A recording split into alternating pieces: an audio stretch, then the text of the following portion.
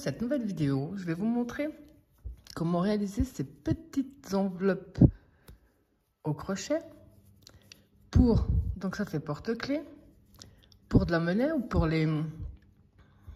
qu'on appelle ça, les pièces pour les caddies. C'est quelque chose de très très simple. Ici par exemple, j'ai plié un billet en 4 pour un cadeau pour un petit-fils, une petite fille, un enfant. Même pour vous, moi personnellement, celui-là c'est le mien, celui que je porte donc avec mon trousseau de clés.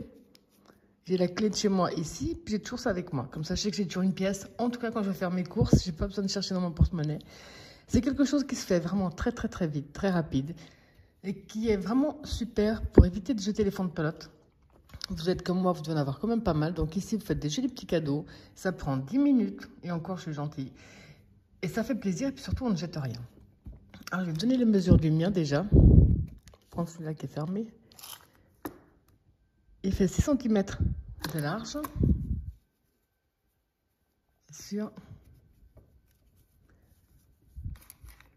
Je vais compter donc ici la partie fermée. Sur 4,5. Et au total, il fait 8. Donc pour ça, vous allez avoir besoin. Là, je vais vous faire une troisième. Pour un ami qui m'en a parlé d'ailleurs. Quand il a vu le miel, on a voulu un, mais en bleu. Vous aurez besoin donc d'un fond de pelote, de la couleur que vous désirez. Là, j'ai pris du coton 3. Vous allez avoir besoin d'un bouton. À vous de voir lequel. Donc celui-là, j'ai pris des boutons de 1 cm,2.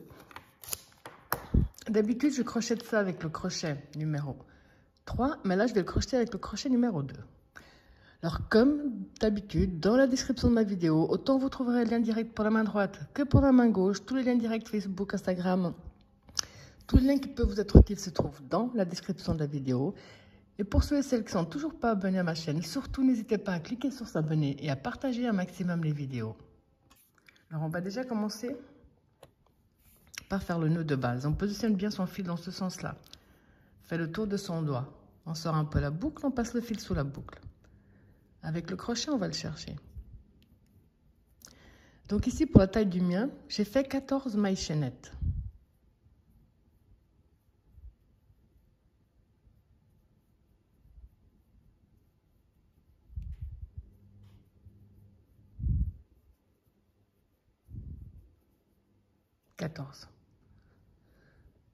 On va passer la première maille chaînette que nous avons juste sous le crochet. On va dans la deuxième.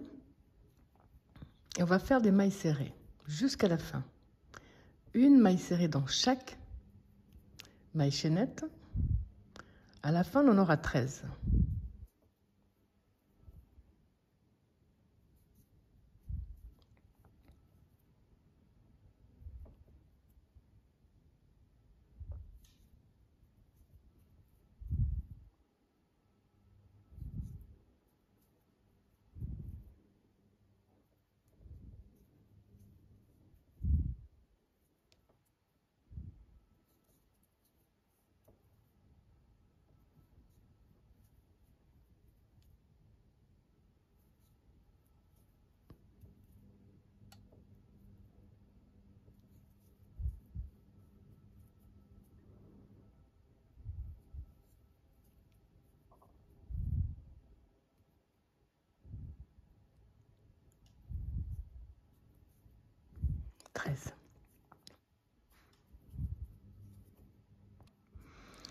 Pour le prochain tour, on va faire une maille en l'air et on va tourner notre travail. On ne va pas travailler la maille en l'air qu'on vient de faire. On va directement dans la première maille serrée. Sauf que maintenant, on prend que le fil qui se trouve ici sur le haut de nos mailles. Là, on va faire 6 mailles serrées de suite.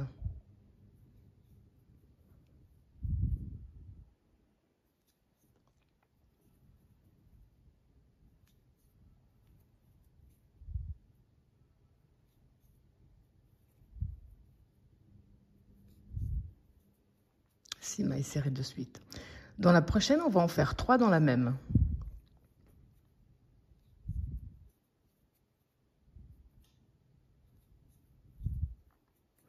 Là, on continue avec les 6 mailles serrées de suite.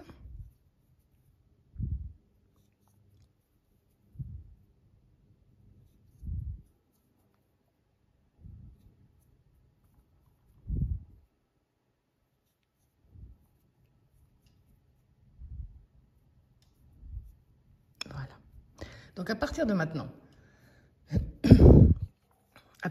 pardon, on va faire que répéter le tour qu'on va commencer.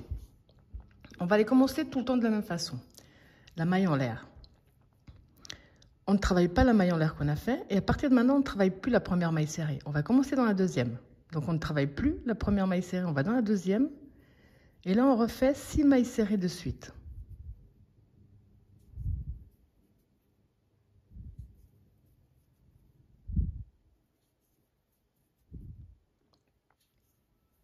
Six.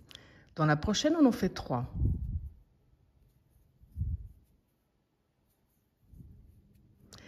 Donc ici, on a commencé dans la deuxième maille serrée. Pour tous les prochains rangs, et pour tous les prochains rangs, c'est pareil. On ne va plus travailler la première maille serrée après les 3 qu'on vient de faire. On va directement dans la deuxième. Et là, on va refaire 6 mailles serrées de suite.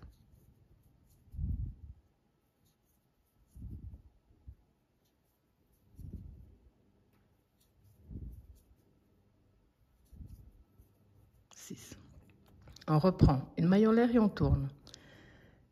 On passe la première, on va dans la deuxième et on recommence 6 mailles serrées de suite.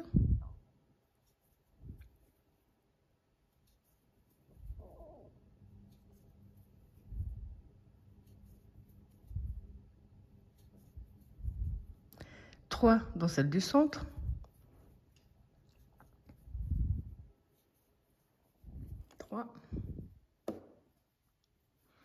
On ne travaille plus la première maille serrée qui se trouve juste devant, on va dans la deuxième et on refait 6 de suite.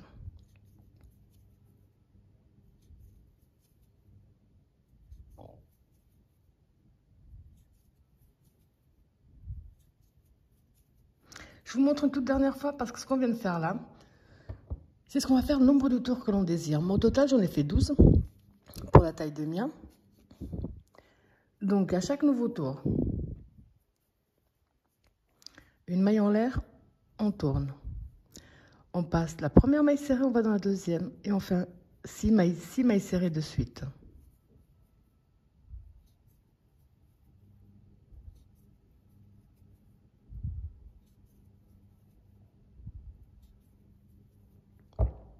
Là, on va en faire 3 dans la même.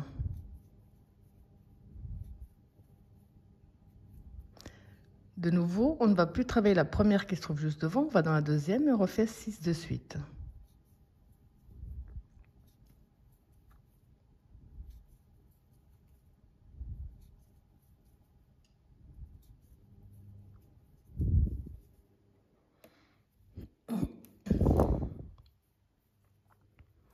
Maille en l'air, on tourne, on va directement dans la 2.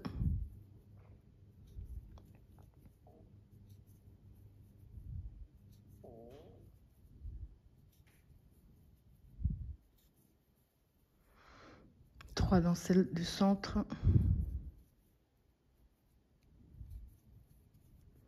On passe la première, on va dans la 2, on refait 6.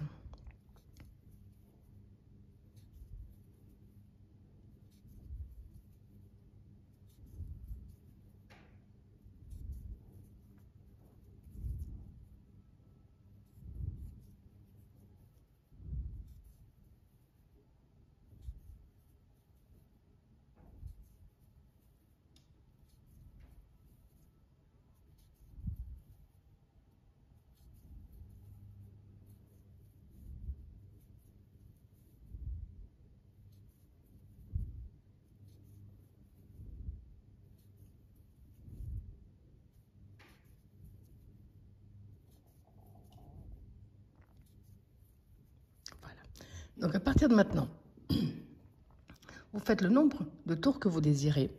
Je vous montre à la prochaine prise comment savoir si vous avez la bonne taille, si vous avez fait un peu plus grand ou pas. C'est vraiment à vous d'ajuster après. Et si vous continuez de cette façon en permanence, vous pouvez faire un très joli marque-page par exemple. Un très sympathique marque-page ou simplement un bandeau pour les cheveux également.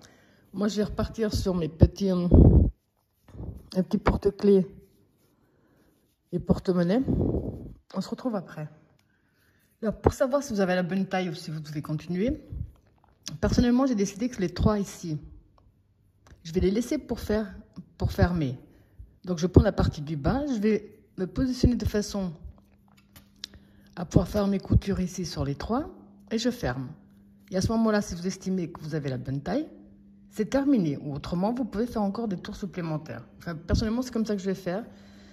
Là, celui-là, il va être un petit peu plus petit. C'est le but, je vais voir ce que je peux mettre dans une taille comme celle-là, mais je pense qu'un petit billet aussi, ça passera. Donc ici, pour mon tout dernier tour, c'est le tour où on va faire l'ouverture pour mettre le bouton. J'ai fait mes 6 mailles serrées, ça n'a pas changé. Sauf que maintenant, je vais faire... Ici, par exemple, j'avais fait 7 mailles de séparation, mais je trouve que c'est trop simple à fermer et à ouvrir, en fait. J'aime bien quand c'est un petit peu plus serré. Donc ici, j'avais fait 6, et c'est vrai que j'ai un petit peu plus de peine à l'ouvrir. Alors, je préfère faire avec moins comme avec lui. Donc, je vais faire 6 mailles de séparation.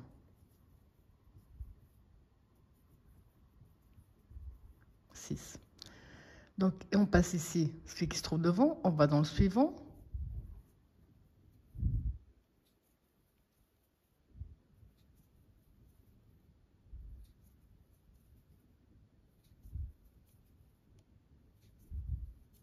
Donc ici, on a fait les 6.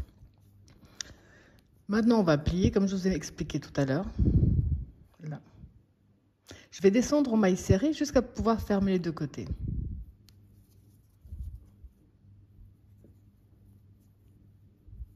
Donc, on va faire une maille serrée ici, une autre devant.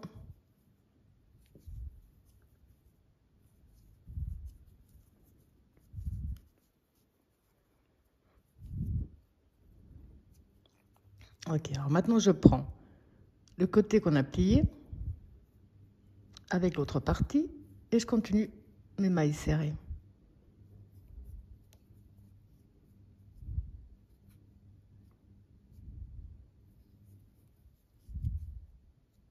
Ça nous évite simplement de faire des coutures après.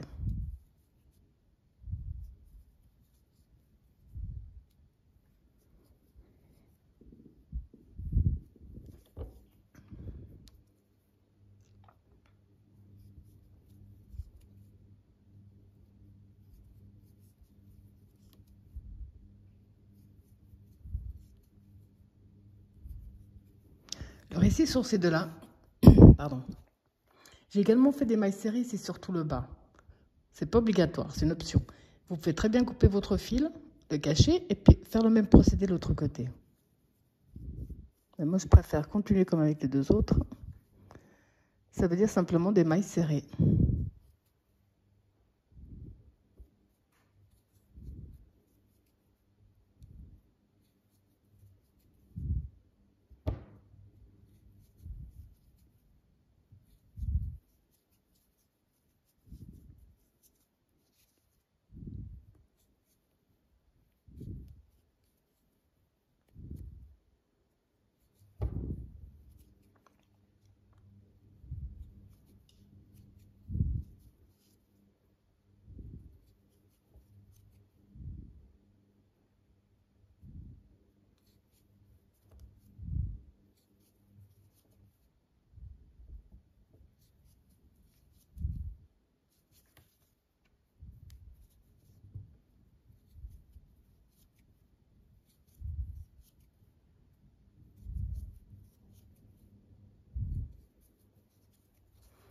Donc maintenant ici, de ce côté, on va faire pareil.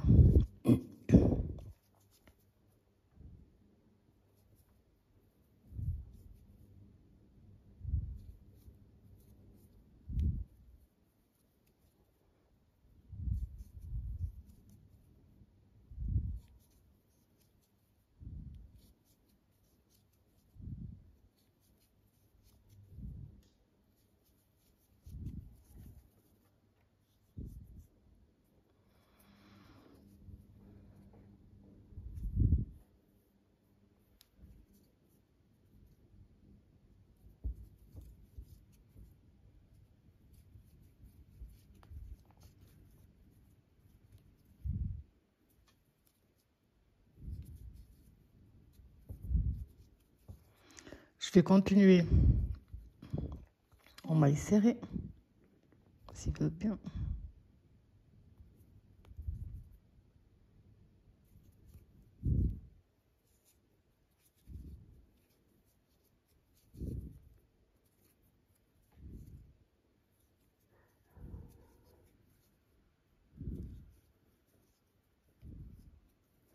Et là, je vais terminer avec une maille coulée.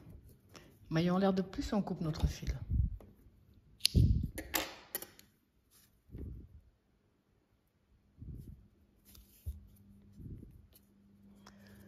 Donc après, vous avez compris qu'on va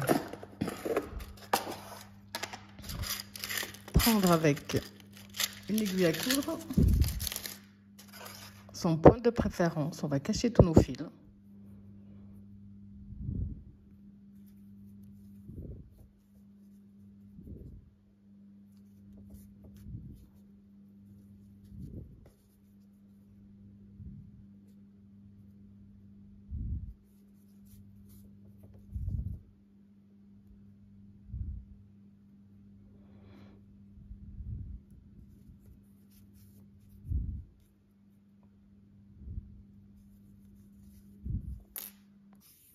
Donc ici, j'ai pris une aiguille à coudre. J'ai fait un bon nœud à l'autre bout. Je vais voir à peu près où est-ce que je vais positionner mon bouton. Je dirais par là. Donc je prends mon bouton. Et vous avez compris que maintenant, c'est une simple couture pour coudre le bouton. Rien de plus. Donc ça, c'est encore pas trop compliqué. En tout cas pour moi. Là, on va coudre gentiment le bouton.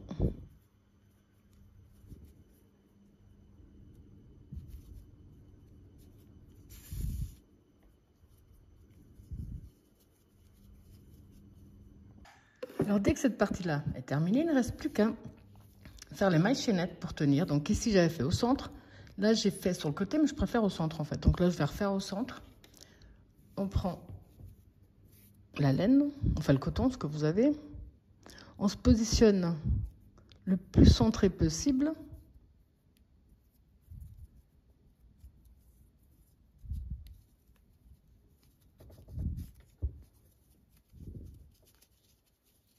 Je vérifie juste que j'ai pas pris les deux côtés. Non, c'est tout bon.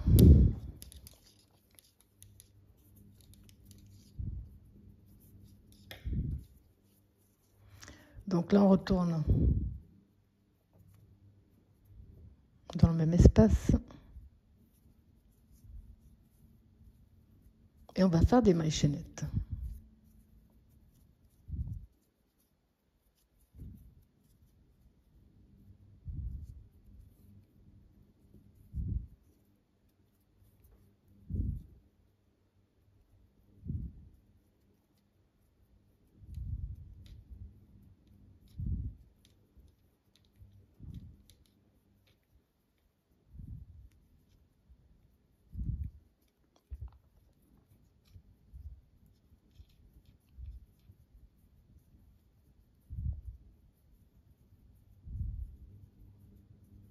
Là, j'en ai fait 30. Je vais faire un peu plus.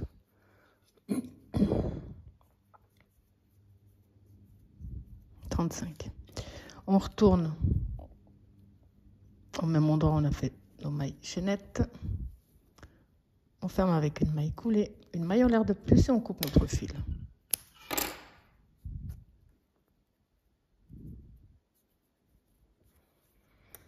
Maintenant, vous avez compris qu'on va passer nos fils à l'intérieur de notre travail pour les cacher.